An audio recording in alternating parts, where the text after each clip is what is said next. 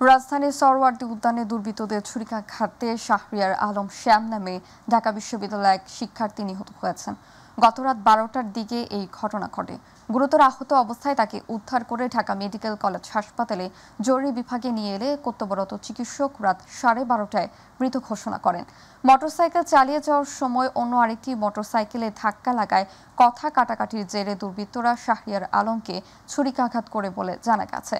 নিহত শাহরিয়ার আলম শ্যাম ঢাকা বিশ্ববিদ্যালয়ের শিক্ষা গবেষণা বিভাগের মাস্টার্সের শিক্ষার্থী ও ছাত্রদল নেতা ছিলেন। এদিকে শ্যাম নিহতের ঘটনায় বিক্ষোভ মিছিল করেছেন নেতাকর্মীরা। রাত 2টার দিকে ঢাকা মেডিকেল কলেজ থেকে তাৎক্ষণিক মিছিল বের করেন তারা। ঢাকা বিশ্ববিদ্যালয়ের শিক্ষা ভবন থেকে আপনি যদি সুফিয়া কামাল হল বলেন, এই স্পটটা আপনি দেখবেন কি ধরনের মাদক শিবিরের অবস্থান গ্রহণ করছে।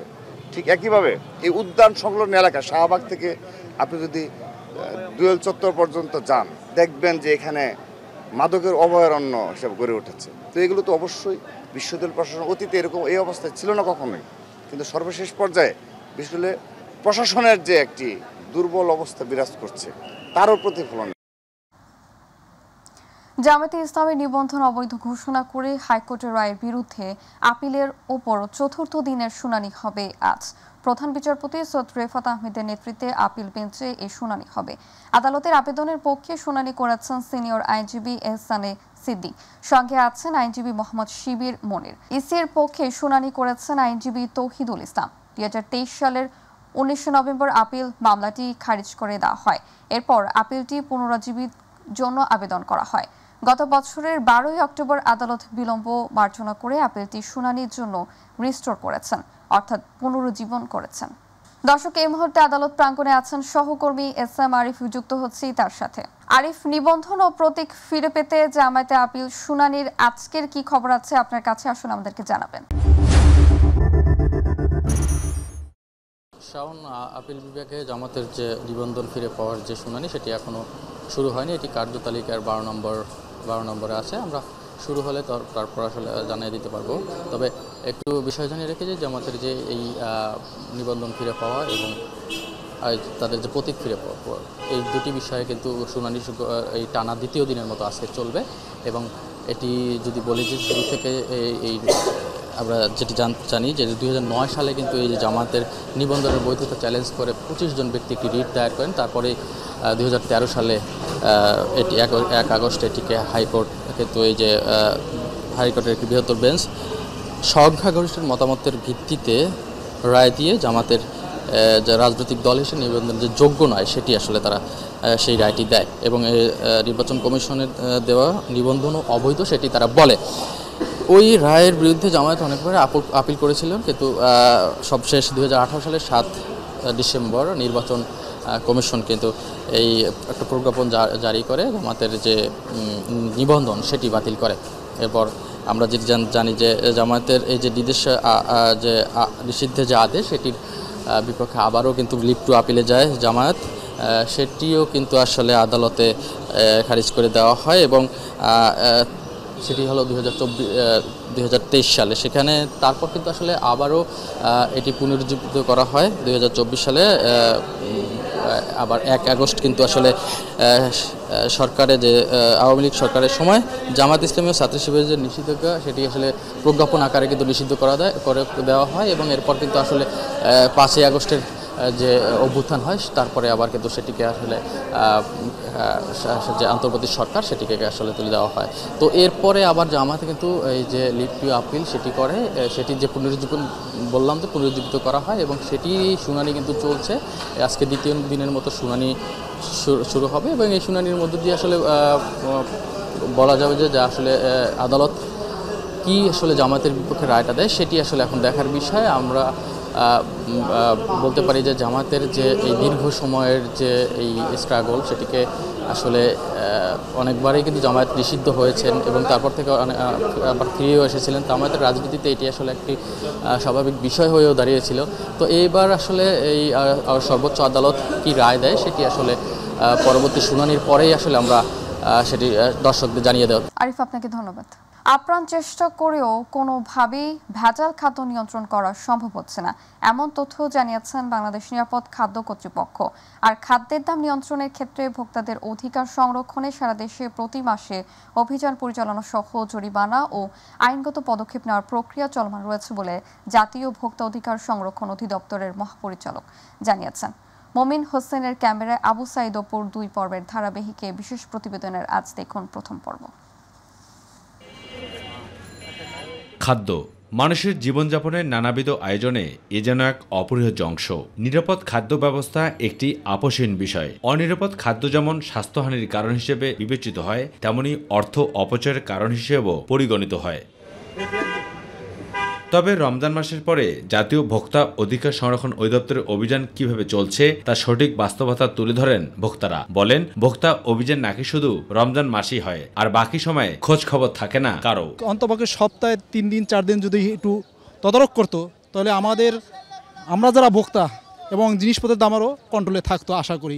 এখন নাগরিক হিসেবে কি বলবেন, যে তাদের কি মনিটরিং করা কি উচিত? তো অবশ্যই মনিটরিং করা উচিত, কারণ যত মনিটরিং করবে তত দেখা আছে সাধারণ মানুষ একটু উপকৃত হবে। দ্রব্যমূল্য আরই ধরনের নিয়ন্ত্রণে আছে কিনা এই ধরনের কোনো লোক আসে না। মনিটরিংটা যদি শৃঙ্খলার মধ্যে সবসময় থাকে, অবশ্যই এটা ভালো থাকবে। যে সচেতন না হবে তার পিছনে প্রতিদিন ঘুরলে লাভ হবে না। আর এমন প্রেক্ষাপটে জনবল সংকটের কথা তুলে ধরে মাইটিভিকে দেয় একান্ত সাক্ষাৎকারে জাতীয় ভোক্তা অধিকার সংরক্ষণ অধিদপ্তরের মহাপরিচালক কথা বলেন ভোক্তার অধিকার সংরক্ষণ নিয়ে। তুলে ধরেন জরিমানা, অর্থদণ্ড, অভিযান পরিচালনা সহ বর্তমান প্রেক্ষাপটের বাস্তবতা। যেই দোকানে আজকে আমি জরিমানা করলাম, কালকে উনি কি সৎপথে এসেছেন কিনা, এটা একটা গুরুত্বপূর্ণ প্রশ্ন। প্রত্যেকটা ডিস্ট্রিক্টেই প্রতি মাসেই অভিযান হয়, কমপক্ষে মাসে 20 দিন। অপরদিকে বাংলাদেশ নিরাপদ খাদ্য কর্তৃপক্ষের ঢাকা মেট্রোপলিটন কর্মকর্তা বলছেন, আপ্রাণ চেষ্টা করেও কোনোভাবেই ঠেকানো যাচ্ছে না ভেজাল খাদ্য নিয়ন্ত্রণ। ভেজাল বা এই বিষয়গুলো যেটা আমরা মোবাইল কোর্টের এনফোর্সমেন্টের মাধ্যমে জনসচেতনমূলক কার্যক্রম করছি, কিন্তু এখনো পুরোপুরিভাবে মানুষ এই সচেতনতা সৃষ্টি হচ্ছে না। রমজান থেকে শুরু করে ভোক্তা সংরক্ষণ অধিদপ্তর প্রতিটি মার্কেটে যেভাবে মনিটরিং এবং অভিযান চালিয়েছিল, তাতে করে সব জিনিসপত্রের দাম নাগরিকদের সাধ্যের মধ্যে ছিল। কিন্তু রমজান চলে যাওয়ার পরপরই ভোক্তা সংরক্ষণ অধিদপ্তরের যে দায়িত্ব পালন করার কথা মাঠ পর্যায়ে, তা অনেকটাই থেকে গেছে অধরাই। তবে এটি যদি পুরোপুরি পালন করা হয়, তাহলে সাধারণ নাগরিকরা তাদের সাধ্যমতো নিত্য প্রয়োজনীয় জিনিসপত্র ক্রয় করতে পারবেন। কারণ বাজার থেকে আবু সাইদ অপু, মাই টিভি, ঢাকা। আওয়ামী লীগ এবং এর সব অঙ্গ সংগঠন, সহযোগী সংগঠন ও ভাতৃপ্রতিম সংগঠনের নেতাকর্মীদের আন্তর্জাতিক অপরাধ ট্রাইব্যুনালের বিচারের কার্য সম্পন্ন না হওয়া পর্যন্ত তাদের যাবতীয় কার্যক্রম নিষিদ্ধ করে প্রজ্ঞাপন জারি করেছে অন্তর্বর্তী সরকার। এই প্রজ্ঞাপন জারি করে স্বরাষ্ট্র মন্ত্রণালয়ের জননিরাপত্তা বিভাগ। বিষয়টি যুক্তরাষ্ট্র অবগত আছে বলে জানিয়েছে মার্কিন পররাষ্ট্র দফতর। এ তথ্য জানিয়ে মার্কিন পররাষ্ট্র দফতরের উপমুখপাত্র টমি প্রিগট বলেন, গণতান্ত্রিক প্রক্রিয়া ও মত প্রকাশের স্বাধীনতাকে সমর্থন করে যুক্তরাষ্ট্র। ওয়াশিংটন ডিসিতে নিয়মিত ব্রিফিংয়ে আওয়ামী লীগের কার্যক্রম নিষিদ্ধ করা নিয়ে একজন সাংবাদিক যুক্তরাষ্ট্রের মতবিনিময় জানাতে চাইলে তিনি এসব মন্তব্য করেন। টমি পিগট আরও বলেন, যুক্তরাষ্ট্র বাংলাদেশ সহ সব দেশের প্রতি আহ্বান জানায় তারা যেন মত প্রকাশের স্বাধীনতা, শান্তিপূর্ণ সমাবেশ এবং সব সংগঠনের স্বাধীনতাকে সম্মান করে। এটা বাংলাদেশ সহ সব দেশের প্রতি যুক্তরাষ্ট্রের আহ্বান। So what I can say on this is that we are aware that the interim government has banned the Awami League from all political activities until a special tribunal for the party and its leaders concludes. We do not support any one political party in Bangladesh over another. We support a free and democratic process as well as fair and transparent legal processes for all individuals. We urge all countries, including Bangladesh, to respect the freedoms of expression, peaceful assembly, and association for all. মানিকগঞ্জে প্রবাহমান কালীগঙ্গা নদীতে বাঁধ দিয়ে রাস্তা নির্মাণ করেছে সৈয়দপুরবাসী। দীর্ঘদিন পানি প্রবাহ বন্ধ থাকায় ময়লা আবর্জনা জমে পানি ব্যবহারের অনুপযোগী হয়ে পড়েছে, ফলে হুমকিতে পড়েছে পরিবেশ ও জীববৈচিত্র্য। প্রশাসনের দাবিতে বাঁধ অপসারণের জন্য ইতিমধ্যে নির্দেশ দেওয়া হয়েছে। প্রতিনিধি আজিজুল হাকিমের রিপোর্ট জানাচ্ছেন ইলিয়াস কমল। মানিকগঞ্জ সদর উপজেলার সৈয়দপুর আউটপাড়া এলাকার বাস দিয়ে বয়ে গেছে কালীগঙ্গা নদী। নদীর উত্তর পারে আউটপাড়া আর দক্ষিণ পারে বসবাস করে সৈয়দপুরবাসী। নদী বেষ্টিত সৈয়দপুরবাসীর যাতায়াতের একমাত্র মাধ্যম নৌকা। তাই নিয়ম নীতির তোয়াক্কা না করে যাতায়াতের সুবিধার্থে কালীগঙ্গা নদীতে মাটি ফেলে আড়াআড়িভাবে বাঁধ দিয়ে রাস্তা নির্মাণ করেছে গ্রামবাসী। বাদ দেয় নদীতে পানি প্রবাহে প্রতিবন্ধকতার সৃষ্টি হয়েছে, ফলে ময়লা আবর্জনা জমে পানি ব্যবহারের অনুপযোগী হয়ে পড়েছে। বাঁধ কেন্দ্র করে কিছু অসাধু ব্যক্তিরা নদী দখল করে মাছ চাষ শুরু করেছে, ফলে নদী ও নদীর পানির সঠিক ব্যবহার করতে পারছেন না নদী পাড়ের মানুষ। আমরা কি করে খামো? আমরা জবর অসুবিধায় আছি। এইখানে পানি যদি না থাকে আমরা পাক করে খাইতে পারি না। আমাকে নদীর পাড়ে বাড়ি, গণস্বাক্ষর দিয়া এখান থেকে রাস্তা করলো। যেখানে একটা বড় একটা কালপাড় যদি দেয় সেটা দিক, আমাদের চলমানটা রানিং থাকে। এর ক্ষতিকর প্রভাব পড়তে শুরু করেছে পরিবেশ ও জীববৈচিত্র্যে। নদী রক্ষায় সরকারি আইন মোতাবেক পদক্ষেপ নেওয়ার আহ্বান পরিবেশবিদদের। ভরাট করে রাস্তা বানাই বা কোনো কিছু করি, আসলে নদীর এই প্রাণীগুলো মারা যাবে, পানির যে ব্যবস্থাপনা সেটা নষ্ট হয়ে যাবে।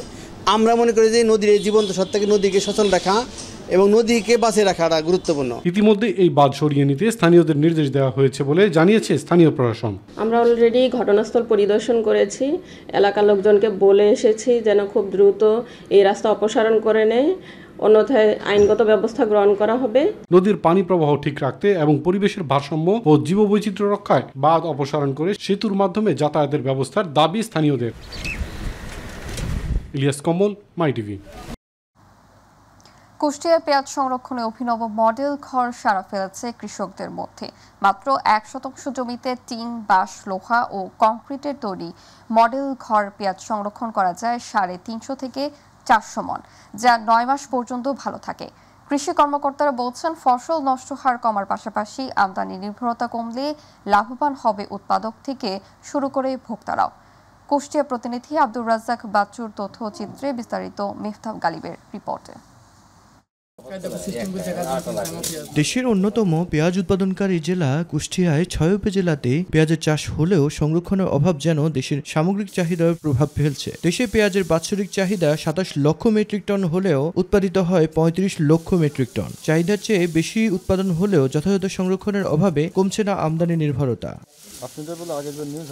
কুষ্টিয়ায় পেঁয়াজ সংরক্ষণে অভিনব মডেল ঘর সাড়া ফেলছে কৃষকদের মধ্যে। মাত্র 1% জমিতে টিন, লোহা, বাঁশ ও কংক্রিটের তৈরি মডেল ঘরে পেঁয়াজ সংরক্ষণ করা যায় 300 থেকে 400 মণ, যা 9 মাস পর্যন্ত সংরক্ষণের সুবিধা পাওয়ায় খুশি কৃষকরা। সরকার আমাদের এই ঘরটা দিয়াই আমরা এখন পেঁয়াজটা সংরক্ষণ করতে পারতেছি ভালো। পেঁয়াজের ভিতরকার অবস্থা এত সুন্দর যে একটা পেঁয়াজে কোনো পছন্দ নেই। এই ঘর নিতে কোনো টাকা পয়সা লাগে না। এই ঘর পেয়ে চাষিরা খুবই উপকৃত হচ্ছে। সংরক্ষিত পেঁয়াজের গুণগত মান অটুট থাকায় ন্যায্য দাম পাওয়ার আশা করছেন এসব কৃষক। পেঁয়াজ রসুন এটা নষ্ট হয় না, পছন্দ ধরে না, এটা লং টাইম রাখা যায়, সিজনের শেষ পর্যন্ত ঠিকভাবে রাখা যায়। এখানে রাখাতে তাতে পছন্দ কম হচ্ছে, তাতে সুবিধা হচ্ছে আমাদের। এখন এই রাখার কারণে আমরা আজকে 1800-2000 টাকা বাজার মূল্য পাচ্ছি। মৌসুমে উৎপাদিত পেঁয়াজ সারা বছর সংরক্ষণে 2 উপজেলায় এখন পর্যন্ত 35টি মডেল ঘর তৈরিতে সহায়তা করছে বলে জানান কৃষি বিপণন অধিদপ্তর। সারা দেশে আমরা গতবার যে পেঁয়াজ ঘরগুলো করছিলাম তাতে আমাদের কুমারখালীতে ছিল 15টা। এবার আমরা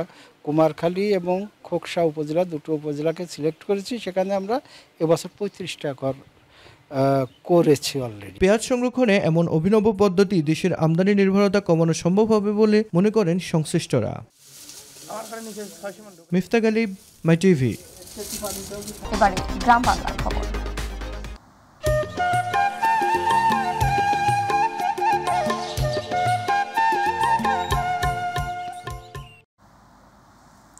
লক্ষ্মীপুরের আল মঈন ইসলামী একাডেমি নামক এক মাদ্রাসার হেফজ বিভাগ থেকে ছাত্র সানিম হোসাইনের মরদেহ উদ্ধার করেছে পুলিশ। পরিবারের দাবি, মাদ্রাসার শিক্ষক মাহমুদুর রহমানের মারধরে সে মারা গেছে। ঘটনাটি ভিন্ন খাতে প্রভাবিত করতে সানিম টয়লেটে ঢুকে আত্মহত্যা বলে প্রচার করেছে শিক্ষকরা ও মাদ্রাসা কর্তৃপক্ষ। পরে জিজ্ঞাসাবাদের জন্য শিক্ষক মাহমুদুর রহমানকে আটক করে পুলিশ। গতকাল মঙ্গলবার সন্ধ্যা 6:30টার দিকে পৌর শহরের উত্তর তেমোহনী এলাকায় মাদ্রাসা থেকে শিশু শিক্ষার্থীর মরদেহ উদ্ধার করে পুলিশ। পরে ময়নাতদন্তের জন্য মরদেহ সদর হাসপাতালের মর্গে পাঠানো হয়েছে। পটুয়াখালীর মহিপুরে নদী থেকে অজ্ঞাত যুবকের ভাসমান মরদেহ উদ্ধার করেছে কুয়াকাটা নৌ পুলিশ। মঙ্গলবার বেলা 11টায় ডালবুগঞ্জ ইউনিয়নের মেহেরপুর গ্রামের বড়ইতলা নদী থেকে লাশটি উদ্ধার করা হয়। পুলিশ ও স্থানীয় সূত্রে জানা যায়, সকালে স্থানীয়রা ভাসমান অবস্থায় লাশটি দেখতে পেয়ে পুলিশকে খবর দেয়। পরে পুলিশ গিয়ে লাশটি উদ্ধার করে। স্থানীয়দের ধারণা, লাশটি খাপড়াভাঙ্গা নদী থেকে কাটাভাড়ানি খাল হয়ে বড়ইতলা নদীতে ভেসে আসে। কুয়াকাটা নৌ পুলিশ ফাঁড়ির ইনচার্জ ইন্সপেক্টর বিকাশ মণ্ডল বলেন, পরবর্তী আইনানুগ ব্যবস্থা গ্রহণ করা হচ্ছে। কুষ্টিয়া শহরের হরিশঙ্করপুরে পরকীয়ার জেরে স্ত্রী মেঘলা খাতুনকে কুপিয়ে হত্যা, বড় মেয়ে কুলসুম ও ছোট মেয়ে জান্নাতকে হত্যা চেষ্টার পর মামুন নামের এক যুবক গলা কেটে আত্মহত্যার চেষ্টা করেছে। পুলিশ ও এলাকাবাসী জানায়, মামুনের স্ত্রী মেঘলা পরকীয়া লিপ্ত ছিল। রাতে স্বামীর সাথে বাক বিতঙ্গার এক পর্যায়ে স্বামী মামুন প্রথমে তার স্ত্রী মেঘলাকে বটি দিয়ে এলোপাথারি কুপিয়ে জখম করে এবং দুই মেয়ে কুলসুম ও জান্নাতকে হত্যার চেষ্টা করে। হাসপাতালে কর্তব্যরত চিকিৎসক রাজীব হাসান বলেন, 4 জনকেই আশঙ্কাজনক অবস্থায় হাসপাতালে নিয়ে আসে। জিজ্ঞাসাধীন অবস্থায় মেঘলা নামের এক নারীর মৃত্যু হয়েছে। বাকি 3 জন আশঙ্কাজনক অবস্থায় চিকিৎসাধীন রয়েছে। মুন্সিগঞ্জের গজারি উপজেলার গুয়াগাছিয়ায় অভিযান চালিয়ে পিস্তলের গুলি সহ বিভিন্ন ধরনের অস্ত্রের সরঞ্জামাদি উদ্ধার করেছে সেনাবাহিনীর নেতৃত্বে যৌথ বাহিনী। এ সময় 3 জনকে আটক করা হয়। মঙ্গলবার ভোর থেকে সকাল 11টা পর্যন্ত গজারি উপজেলার গুয়াগাছিয়া ইউনিয়নের বেশ কয়েকটি গ্রামে এই অভিযান পরিচালিত হয়। অভিযানে সেনাবাহিনী, কোস্টগার্ড, পুলিশ, র্যাব ও নৌ পুলিশের কয়েক শত সদস্য অংশগ্রহণ করেন। পুলিশ জানায়, অভিযানে গুয়াগাছিয়া ইউনিয়নের উত্তর জামালপুর গ্রামের নুরুল ইসলামের ছেলে মোশাররফের ঘর তল্লাশি করে 2টি খালি ম্যাগাজিন, বিভিন্ন ধরনের 51টি তাজা গুলি, 2টি পিস্তলের কভার, একটি কুড়াল, একটি টেটা, একটি অ্যানিমেশন বক্স ও একটি গুলতি, একটি ট্রয়লারের পাখা উদ্ধার করা হয়। গাজীপুর জেলার কাপাসিয়া উপজেলার এসএসসি পরীক্ষার্থীদের অভিভাবকদের জন্য এক ব্যতিক্রমী ও প্রশংসনীয় উদ্যোগ গ্রহণ করেছে বাংলাদেশ ইসলামী ছাত্র শিবির এবং বাংলাদেশ জামায়াত ইসলামী কাপাসিয়া উপজেলা শাখা। এসএসসি পরীক্ষার শুরু থেকে উপজেলা ছাত্র শিবিরে তত্ত্বাবধানে এবং সংগঠনের সাবেক কেন্দ্রীয় সভাপতি সালাউদ্দিন আইয়ুবীর সৌজন্যে পরীক্ষা কেন্দ্রগুলোতে অভিভাবকদের জন্য গার্ডিয়ান লাউঞ্জের ব্যবস্থা করা হয়। এ লাউঞ্জে অভিভাবকরা বসে বিশ্রাম নিতে পারছেন এবং তাদের জন্য হালকা নাস্তার ব্যবস্থা করা হয়েছে। শুধু তাই নয়, শেষ পরীক্ষার দিন পরীক্ষার্থীদের মাঝে সৌজন্য উপহার বিতরণ করা হয়, যা শিক্ষার্থীদের মাঝে বাড়তি উৎসাহ ও আনন্দের সৃষ্টি করেছে।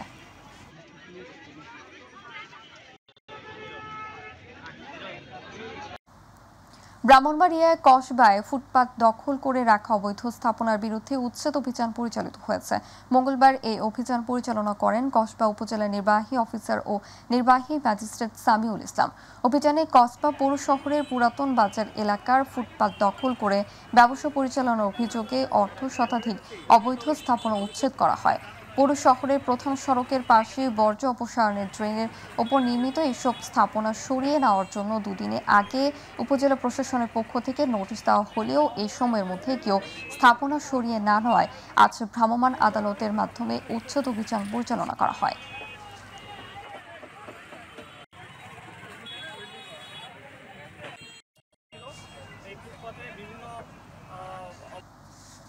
সাভারে মহাসড়কে দুর্ঘটনা রোধ ও শৃঙ্খলা ফেরাতে যৌথ বাহিনীর বিশেষ চেকপোস্ট কার্যক্রম চালিয়েছে। মঙ্গলবার বিকেল 4টা থেকে সন্ধ্যা পর্যন্ত সেনাবাহিনীর মেজর সাকিবের নেতৃত্বে ঢাকা আরিচা মহাসড়কের বিভিন্ন স্থানে এই বিশেষ চেকপোস্ট বসানো হয়। এ সময় সন্দেহভাজন যানবাহন তল্লাশি সহ মহাসড়কে বিশৃঙ্খলা সৃষ্টিকারী বাস, ট্রাক থামিয়ে জরিমানা ও মামলা দেওয়া হয়। এছাড়াও নিয়ম না মেনে মোটরসাইকেল চালকদের নিয়মিত মামলা প্রদান সহ উল্টো দিক থেকে আসা বেশ কিছু যানবাহন ও অটোরিকশাকে আটক করে রেফার দিয়ে ডাম্পিং করা হয়। ট্রাফিক সার্জেন্ট ফিরোজ জানান, সেনাবাহিনীর নেতৃত্বে যৌথ বাহিনীর একটি বিশেষ টিম সড়কের শৃঙ্খলা ফেরাতে নিয়মিত বিশেষ চেকপোস্ট কার্যক্রম পরিচালনা করা হয়।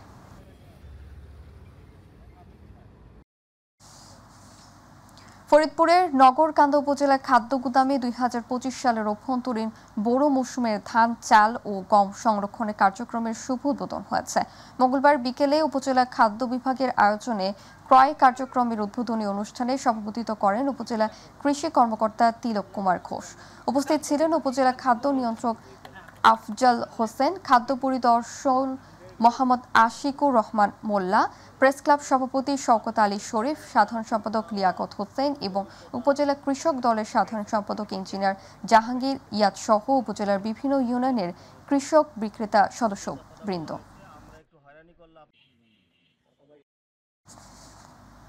ভোলায় সপ্তাহব্যাপী ৪৬তম জাতীয় বিজ্ঞান ও প্রযুক্তি মেলা শুরু হয়েছে। মঙ্গলবার সকালে ভোলার বাংলা স্কুলে মেলা উদ্বোধন করেন জেলা প্রশাসক আজাদ জাহান। বিশেষ অতিথি ছিলেন স্থানীয় সরকারের উপপরিচালক মোহাম্মদ মিজানুর রহমান। এ সময় বিভিন্ন শিক্ষা প্রতিষ্ঠানের শিক্ষার্থী ও শিক্ষকবৃন্দ উপস্থিত ছিলেন। পরে জেলা প্রশাসক বিভিন্ন শিক্ষা প্রতিষ্ঠানের বিভিন্ন প্রজেক্ট ঘুরে দেখেন ও এক আলোচনা সভায় অংশ নেন। এবারের আয়োজনে বিভিন্ন শিক্ষা প্রতিষ্ঠানের মোট ৩২টি স্টল অংশগ্রহণ করেছে।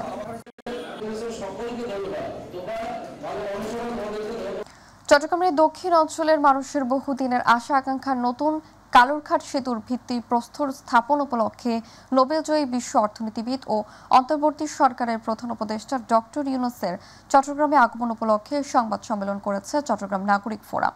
গতকাল বিকেলে চট্টগ্রাম প্রেস ক্লাবের এস রহমান হলে আয়োজিত সংবাদ সম্মেলনে ফোরামের সভাপতি ব্যারিস্টার মনোয়ারের পক্ষে লিখিত বক্তব্য পাঠ করেন ফোরামের মহাসচিব কামাল উদ্দিন। এ সময় তিনি বলেন, কালুরঘাট সেতু তৈরি হলে চট্টগ্রামের দক্ষিণ অঞ্চলে এবং দেশের শিক্ষা ব্যবস্থা ও ব্যবসার বিশাল এক পরিবর্তন হবে।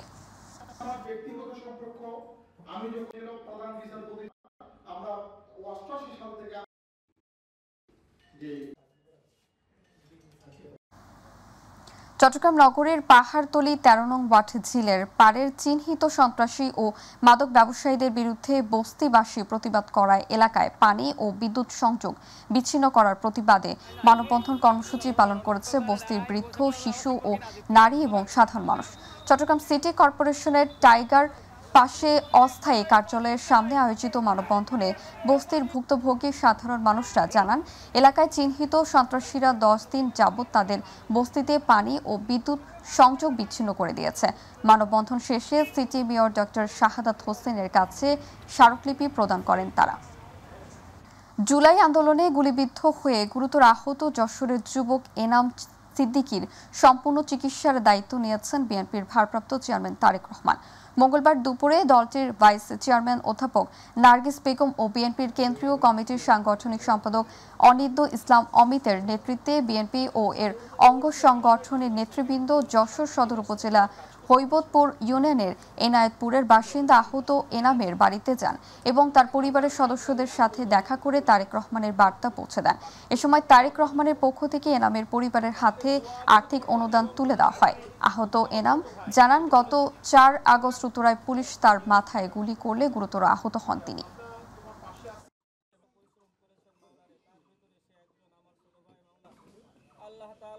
তার চিকিৎসার ক্ষেত্রে মূলত রাষ্ট্রের দায়িত্ব ছিল তাকে সুস্থ করে তোলবার ক্ষেত্রে, কিন্তু রাষ্ট্রের এখানে ভূমিকা অত্যন্ত কমই ছিল। আপনি পরিবারের কাছে জানতে পারবেন, মূলত তার চিকিৎসার ক্ষেত্রে তার পরিবারই মূল ভূমিকাটা পালন করেছে। বিএনপির চেয়ারপারসন ব্যক্তিগত চিকিৎসক অধ্যাপক ডক্টর শামীম আহমেদ বলেছেন, বিএনপি ক্ষমতার জন্য রাজনীতি করে না। শহীদ প্রেসিডেন্ট জিয়াউর রহমানের হাতে গড়া এই দল শুধুমাত্র সাধারণ মানুষের অধিকার ও কল্যাণের জন্য রাজনীতি করে। তিনি মঙ্গলবার বিকেলে চাঁদপুরের মতলব উত্তরের অভিভক্ত মতলব উপজেলা বিএনপির সাবেক সভাপতি মরহুম আতিক উল্লাহর আতিকের মৃত্যুবার্ষিকী উপলক্ষে আয়োজিত স্মরণ সভা ও দোয়া মাহফিলে প্রধান অতিথির বক্তব্যে এসব কথা বলেন। মতলব উত্তর উপজেলা বিএনপির ভারপ্রাপ্ত সভাপতি বশির আহমেদ খানের সভাপতিত্বে ও সাধারণ সম্পাদক নুরুল হক জিতুর পরিচালনায় সভায় বিশেষ অতিথির বক্তব্য রাখেন কেন্দ্রীয় কৃষক দলের যুগ্ম সাধারণ সম্পাদক ব্যারিস্টার ওবায়দুর রহমান টিপু, অবসরপ্রাপ্ত অধ্যক্ষ জাকির হোসেন জামাল সহ আরও অনেকে।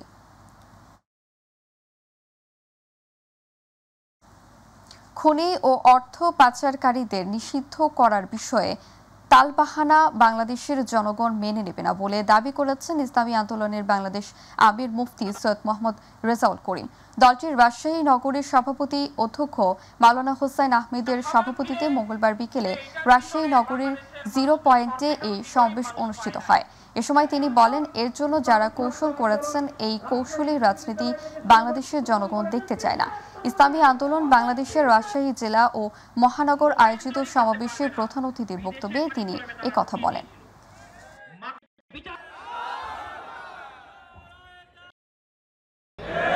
নতুনভাবে আমাদেরকে আর দেখাবার কিছু নেই। এখন শুধু একটাই নীতি আদর্শ রয়েছে, যেই নীতি আদর্শের মাধ্যমে দুনিয়াতে শান্তি, আখেরাতে মুক্তি, সেই নীতি আদর্শের নাম হলো ইসলাম।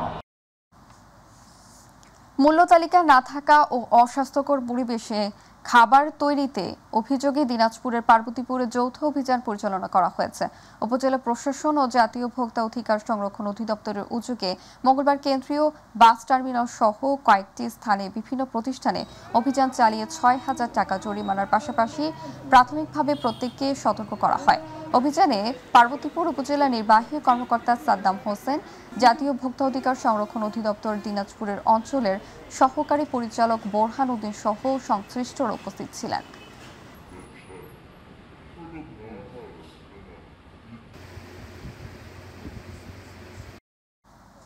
দিনাজপুরের ফুলবাড়িতে আইন শৃঙ্খলা কমিটির সভা হয়েছে। উপজেলা পরিষদ হলরুমে আইন শৃঙ্খলা কমিটির সভা উপস্থিত ছিলেন উপজেলা নির্বাহী অফিসার ইসাক আলী ও থানার তদন্ত বিভাগের ওসি আব্দুল আল মামুন, বিজিবির প্রতিনিধি আনসার, বিডিপির কর্মকর্তা সহ আইন শৃঙ্খলা কমিটির সকল সদস্যবৃন্দ ও মাইটিভির ফুলবাড়ি প্রতিনিধি ফিজারুল ইসলাম ভুট্টো উপস্থিত ছিলেন।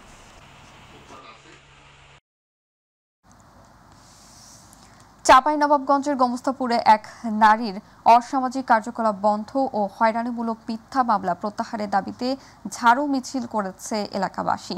গতকাল বিকেলে উপজেলার বোয়ালিয়া ইউনিয়নের আলমপুর মিরাপাড়ায় বোয়ালিয়া ও ভোলাহাট উপজেলা দলাদলি ইউনিয়নের সচেতন এলাকাবাসীর ব্যানারে শত শত নারী পুরুষ ঝাড়ু মিছিল বের করে ওই এলাকার সড়ক প্রদক্ষিণ করে আলমপুরের গ্রামের একটি ফাঁকা স্থানে সংক্ষিপ্ত সমাবেশে মিলিত হয়।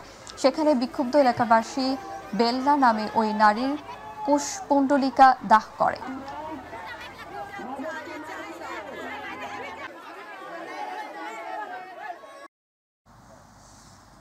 জুলাই গণঅভ্যুত্থানে মাগুরায় আহত 241 জন ব্যক্তি ও 10 শহীদ পরিবারের মাঝে আর্থিক সহায়তা প্রদান করা হয়েছে।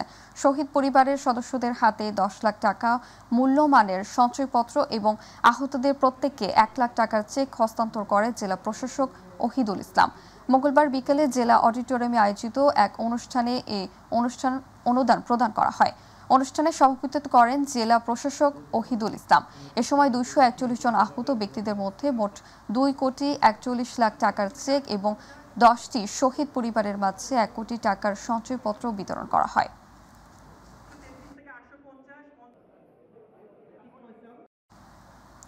আমাদের নার্স আমাদের ভবিষ্যৎ, নার্সদের যত্ন অর্থনীতি শক্তিশালী করে এ প্রতিপাদ্য নেত্রকোনায় আন্তর্জাতিক নার্সেস দিবস পালিত হয়েছে। দিবসটি পালন উপলক্ষে নেত্রকোনা আধুনিক সদর হাসপাতালের সামনে থেকে একটি আনন্দ র্যালি বের হয়ে শহরের বিভিন্ন সড়ক প্রদক্ষিণ করে। র্যালিতে উপস্থিত ছিলেন হাসপাতালের তত্ত্বাবধায়ক আবু সাইদ মোহাম্মদ মাহবুবুর রহমান, নেত্রকোনা নার্সেস অ্যাসোসিয়েশনের সাবেক সভাপতি ফাতেমা বেগম, সাবেক সাধারণ সম্পাদক বিউটি রানী রায় সহ অন্যান্যরা। পরে হাসপাতালের হলরুমে এক আলোচনা সভা ও কেক কাটা হয়।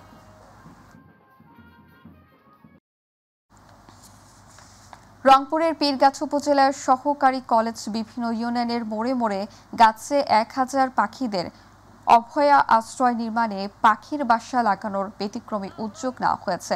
মঙ্গলবার বিকেলে পীরগাছা উপজেলা চত্বরে পাখির বাসা স্থাপনের উদ্বোধন করেন উপজেলা নির্বাহী কর্মকর্তা নাজমুল হক সুমন। এ সময় উপস্থিত ছিলেন উপজেলা প্রকৌশলী আসাদুজ্জামান জেমি, উপজেলা প্রাণী সম্পদ কর্মকর্তা ডক্টর একরামুল হক মন্ডল, জনস্বাস্থ্য প্রকৌশলী সানোয়ার মোর্শেদ সহ অন্যান্যরা।